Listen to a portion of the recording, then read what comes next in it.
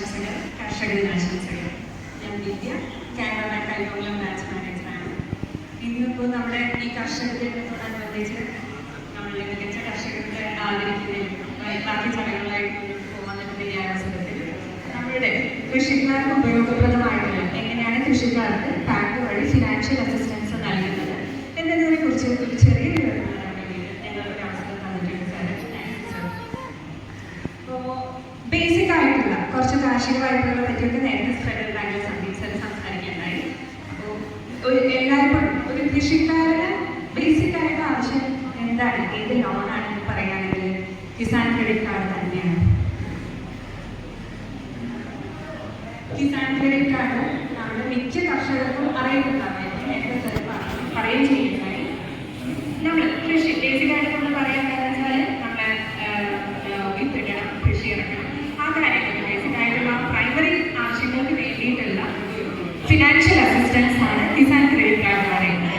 അത് നമ്മുടെ ഗവൺമെന്റ് സബ്സിഡിയോട് കൂടി ചെയ്യുന്ന സമയത്ത് നമുക്ക് 4% പലിശയ്ക്ക് 3 ലക്ഷം വരെ 4% പലിശയ്ക്ക് ആ ഒരു ലോൺ ഫെസിലിറ്റി അവൈൽ ചെയ്യാവുന്നതാണ്.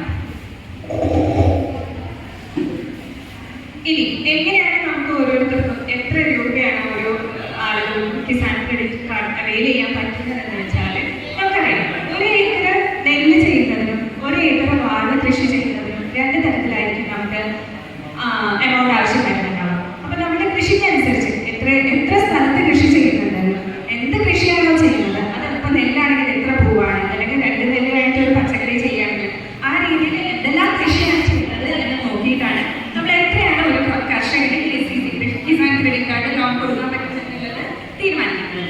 അതാണ് കിസാൻ ക്രെഡിറ്റ് കാർഡ്. അതിനെപ്പറ്റി എല്ലാവർക്കും അറിയുന്നുണ്ടാവും, അത് കൂടുതൽ അതിനെപ്പറ്റി പറയുന്നത്. പിന്നെ കിസാൻ ക്രെഡിറ്റ് കാർഡ് കൂടാതെ നമുക്കറിയാം നമ്മുടെ കൃഷിക്കാർ ബിസിനസ് ഒക്കെ ചെയ്യുന്നവർക്ക് ഓഡി ഫെസിലിറ്റി ഉണ്ട്. ശരിക്കും അത് ഓഡി ഫെസിലിറ്റിയുടെ ഗുണം എന്താണെന്ന് വെച്ചാൽ നമ്മളൊരു 2 lakh അല്ലെങ്കിൽ 3 lakh അപ്പോൾ നമ്മുടെ റിക്വയർമെന്റ് അനുസരിച്ച് നമ്മുടെ കൃഷിക്ക് നമ്മുടെ ലാൻഡ് അവൈലബിലിറ്റി അനുസരിച്ച് എത്രയാണ് ആ ഫെസിലിറ്റി എടുക്കുന്നത്. അപ്പോൾ അതിൽ ഇത്രയും ഒരു ലിമിറ്റ് എടുത്ത് കഴിഞ്ഞാൽ അന്നിപ്പോൾ നമുക്ക് കൃഷി ഇറങ്ങുമ്പോൾ ഒരിക്കലും ഒരുമിച്ച് നമ്മൾ ഫണ്ട് യൂസ് ചെയ്യുന്നില്ല. അത് പല പല ഘട്ടങ്ങളിലായിട്ടാണ് യൂസ് ചെയ്യുന്നത്. അപ്പോൾ ഒരു 2 or 3 lakh അല്ലെങ്കിൽ 10 lakh ബേസ്ഡ് ഓൺ ഓരോ കൃഷിക്കാർക്കും അനുസരിച്ച് എത്രയാണ് രൂപ എടുക്കുന്നത് ഒരു ലിമിറ്റ് ഉണ്ടെങ്കിൽ കൂടി നമുക്ക് തുടക്കത്തിൽ ഒരു 50,000 രൂപയുടെ ആവശ്യം വന്നിട്ടുള്ളൂ, അല്ലെങ്കിൽ ഒരു 1 ലക്ഷം രൂപയുടെ ആവശ്യം വന്നിട്ടുണ്ടെങ്കിൽ ആ 1 ലക്ഷം രൂപയ്ക്ക് എന്താണ് നമ്മൾ സ്റ്റാർട്ട് ചെയ്തത്, എന്താണ് നമ്മൾ ആ 10 ലക്ഷത്തിൽ നിന്ന് 1 ലക്ഷം എടുത്തത്, അതിപ്പോൾ എത്ര ദിവസത്തേക്കാണ് നമ്മൾ ആ ലിമിറ്റ് യൂസ് ചെയ്തത്, നമുക്ക് പലതരം വിളവ് വരുന്നതിനനുസരിച്ച് തിരിച്ചടയ്ക്കാൻ പറ്റും. അപ്പോൾ ആ അത്രയും ദിവസത്തേക്ക് മാത്രമേ നമുക്ക് ഇൻട്രസ്റ്റ് എടുക്കുള്ളൂ. അത് കിസാൻ ക്രെഡിറ്റ് കാർഡ് പോലെ 4%-ലല്ല. നമ്മുടെ ആ ബേസിക് ആവശ്യങ്ങൾ കഴിഞ്ഞിട്ട് ഫർദർ കുറച്ചും കൂടെ ഡെവലപ്മെന്റൽ ആക്ടിവിറ്റീസോ നമ്മുടെ നിലം നന്നാക്കുന്നതിനോ ബാക്കി കാര്യങ്ങൾക്കൊക്കെ ആയിട്ട് ഫണ്ട് ആവശ്യമുണ്ട് എങ്കിൽ ഓഡി ഫെസിലിറ്റി കിസാൻ ഓഡി എന്ന് പറഞ്ഞിട്ട് KOD കിസാൻ ഓഡി എന്ന് പറഞ്ഞിട്ട് നമ്മുടെ കാനറ ബാങ്കിൽ ഒരു ഓഡി ഫെസിലിറ്റി ഉണ്ട്. അപ്പോൾ നമുക്ക് നമ്മളുടെ ഒരു കൃഷിയുടെ ഒരു ഓഡിയും കാര്യങ്ങളൊക്കെ അനുസരിച്ച് നമുക്ക് ലിമിറ്റ് അവൈൽ ചെയ്തിടാം. അതിൽ നിന്ന് നമുക്ക് എപ്പോഴാണോ ആവശ്യം വരുന്നത് ആ സമയത്ത് ആ ആവശ്യമുള്ള എമൗണ്ട് മാത്രം എടുക്കാം. എപ്പോഴാണോ നമുക്ക് വിളവെടുക്കാൻ പറ്റുന്നത് അല്ലെങ്കിൽ എപ്പോഴാണോ നമുക്ക് നമ്മളുടെ വിളവ് വിറ്റ് കാശ് വരുന്നത് ആ സമയത്ത് അതിലേക്ക് തിരിച്ചടച്ചിടാം. വീണ്ടും ആവശ്യമുണ്ടെങ്കിൽ വീണ്ടും എടുക്കുകയും ചെയ്യാം, അടയ്ക്കുകയും ചെയ്യാം. ആ രീതിയിൽ കൊണ്ടുപോകാൻ പറ്റുന്ന ഒരു ഫെസിലിറ്റിയാണ് കിസാൻ ഓഡി എന്ന ഫെസിലിറ്റി. പിന്നെ വരുന്നത് ഇപ്പോൾ ഒരു കൃഷി എന്ന് പറയുന്നത് ഈ 2 കാര്യങ്ങൾ മാത്രമല്ല, വിത്തിടുക വയ്ക്കുക മാത്രമല്ല, നമുക്ക് നിലം നന്നാക്കണം, ബാക്കി അതിനോട് റിലേറ്റഡ് ആയിട്ടുള്ള ഇറിഗേഷൻ ഫെസിലിറ്റി ഒരുക്കി കൊടുക്കേണ്ടതുണ്ടാവും, അതല്ലെങ്കിൽ ബാക്കി കാര്യങ്ങളൊക്കെ ചെയ്യണം. പിന്നെ നമുക്ക് മെയിനായിട്ട് ഇപ്പോൾ നമുക്ക് കൃഷിയുടെ ഒരു ലാർജ് സ്കെയിലിൽ കൃഷി ചെയ്യുമ്പോൾ ഫേസ് ചെയ്യുന്ന ഒരു ബുദ്ധിമുട്ട് എന്താണെന്ന് വെച്ചാൽ നമുക്ക് ലേബർ കോസ്റ്റ് കൂലി നമുക്ക് താങ്ങാൻ പറ്റാത്ത രീതിയിൽ മുന്നോട്ട് പോകുന്ന അവസ്ഥ വരുന്നുണ്ട്. അപ്പം അതിന് നമുക്ക് ഓവർകം ചെയ്യാൻ പറ്റുന്ന ഒരേ ഒരു കാര്യം എന്ന് പറഞ്ഞാൽ കുറച്ചുകൂടെ മെക്കനൈസേഷൻ, മെഷീനറീസ്, ബാക്കി കാര്യങ്ങൾ ഉപയോഗിച്ച് നമുക്ക് കൃഷിക്കാർ രീതിയിൽ കൊണ്ടുപോകുകയാണെങ്കിൽ നമുക്ക് ആ ഒരു കോസ്റ്റ് നമുക്ക് കവർ ചെയ്യാൻ പറ്റുള്ളൂ. പക്ഷേ മെക്കനൈസേഷൻ അത്ര ഈസിയല്ല. അതിൻ്റെ തുടക്കത്തിൽ കുറച്ച് ഫണ്ട് നമ്മൾ എടുക്കേണ്ടി വരും. മേ ബി നമ്മൾ ആ തുടക്കത്തിൽ തന്നെ അത്ര വലിയ ഫണ്ട് എടുത്ത് നമ്മളുടെ കയ്യിൽ തന്നെ ഫണ്ട് എടുത്ത് ചെയ്യുകയാണെങ്കിൽ ചിലപ്പോൾ നമ്മുടെ കൃഷിക്ക് നമ്മൾ റെഗുലറായിട്ട് കൃഷിയിലേക്ക് ആവശ്യത്തിലേക്ക് തരാത്ത രീതിയിൽ വന്നേക്കാം. ആ സമയത്ത് കൃഷിക്കാർക്ക് ഉപയോഗപ്രദമായിട്ട് നമുക്ക് ഫ്രം മെഷീനറി കൃഷിക്കാരുടെ മെഷീനറീസുകൾക്കും ബാക്കി കാര്യങ്ങൾക്കായിട്ട് ലോൺ ഫെസിലിറ്റീസ് ഉണ്ട്. അത് നമ്മുടെ എന്ത് മെഷീനറീസ് ആണ് വാങ്ങിക്കുന്നത്, അതിൻ്റെ കോസ്റ്റ് എത്രയാണ്, അതിൻ്റെ ആ രീതിയിലാണ് നമ്മൾ കൊട്ടേഷൻ കാര്യങ്ങളൊക്കെ വെച്ചിട്ടാണ് നമുക്ക് ഫാം മെഷീനറി സ്കീംസ് വരുന്നത്. പിന്നെ ഇത് നമ്മൾ ബേസിക്കായിട്ട് പറയുന്ന ഒരു 2-3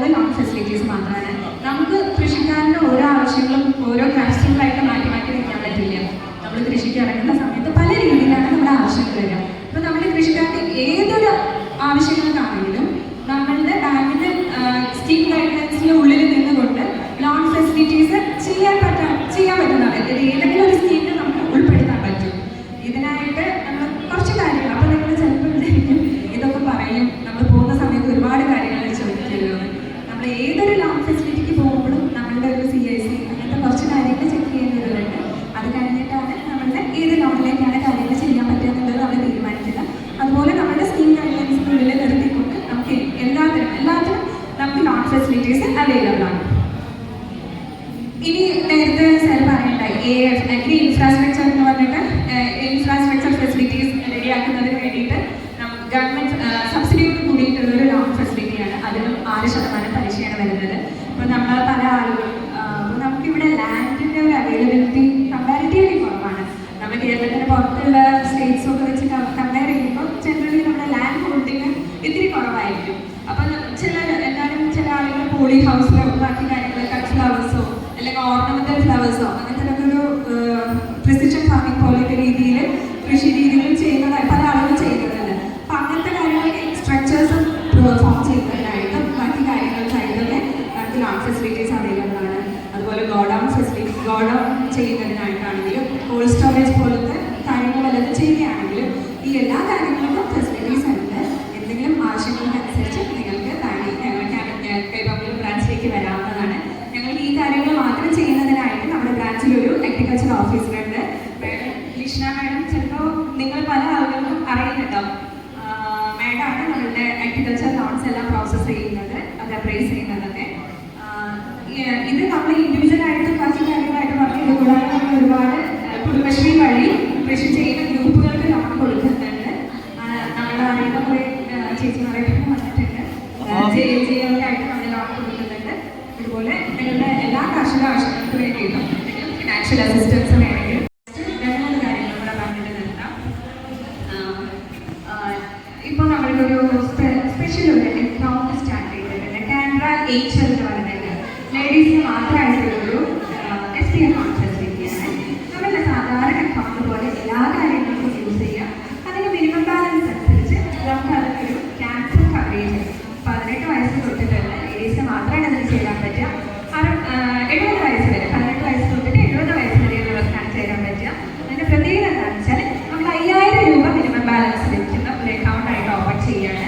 അതിൻ്റെ കൂടെ നമ്മൾ റെഗുലറായിട്ട് ആ അക്കൗണ്ടിൽ ട്രാൻസാക്ഷൻ ചെയ്യുകയാണെങ്കിൽ ഒരു 3 ലക്ഷം വരെയുള്ള ഒരു ക്യാൻസർ കവറേജ് ആ ഒരു പർട്ടിക്കുലർ അക്കൗണ്ട് ഹോൾഡറിന് ഉണ്ടാവും. ഇതൊന്നും നമുക്ക് ആരും ഉപയോഗിക്കേണ്ടി വരാൻ വേണ്ടി പറയുന്നില്ല. ഒരു പ്രൊട്ടക്ഷൻ എന്ന രീതിയിൽ ഒരു ഫെസിലിറ്റീസ് ആണ്. ലേഡീസിന് മാത്രമല്ല കാനറ HL എന്ന് പറയുന്നത് അക്കൗണ്ട് ഫെസിലിറ്റി.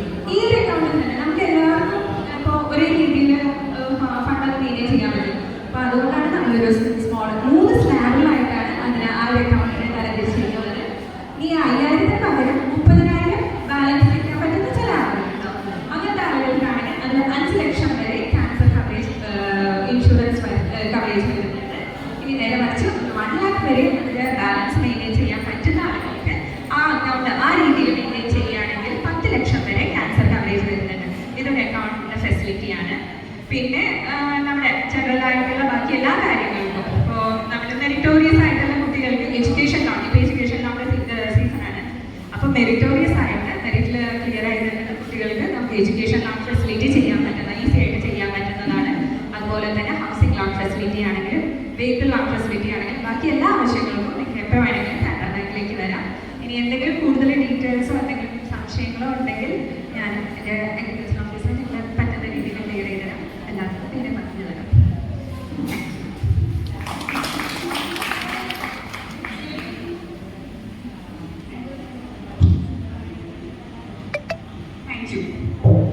കർഷകർക്ക് സംശയങ്ങളുണ്ടെങ്കിൽ അടുത്ത ചോദിക്കാം.